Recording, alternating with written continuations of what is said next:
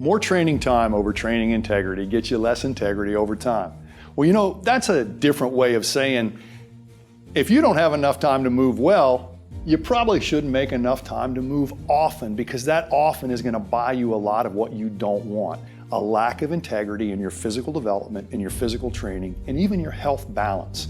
Now, I do this little trick anytime I'm lecturing in public. I'm like, hey, we got any single people in the room? A bunch of hands go up. I said, I could have every one of you a date in 5 minutes.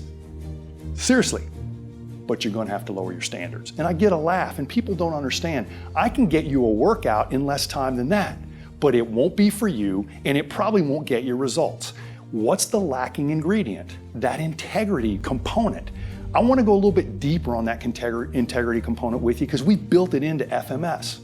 Okay, a few years ago, I shot a DVD with Dan John, and Dan John has really educated us about the need for loaded carries and strength training almost as the original foundation. And in a lot of strength training culture, we still see those loaded carries as a big part of what they're doing. Let's peel the onion. Why are we doing loaded carries? Because it is one of the best ways to get your stabilizers to listen. What are stabilizer muscles? They're close to the bone. They are slow twitch, but they actually fire before your fast twitch. They hold your skeleton together while your big muscles act as hydraulic levers moving you through space. Those are the prime movers.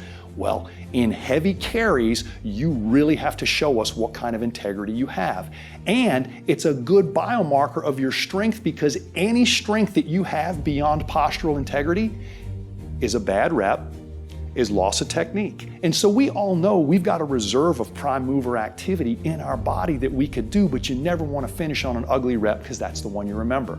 Well, in that DVD with Dan John, we introduced a light version of carries that goes over time, not over heavy weight and distance. It's a 6-position carry, and it uses your arm in 6 different positions when you combine each side of your body, and you go for about 10 minutes. And when you got that kind of stabilizer integrity, that kind of coordination, when you're changing your center of mass and you're adapting to it on the fly, you're giving your body a ping of integrity. Postural integrity is never good to lose when you're moving. That postural integrity links one side of the body to the other. It links the core, the top and bottom half of the body as well. Now, how do we test that? Well, we can test that with a heavy carry, but there's actually a way to test that on people who aren't even ready for carries yet, and those are our motor control screens. If you're doing upper body weight training, you definitely need to do the upper body version of it.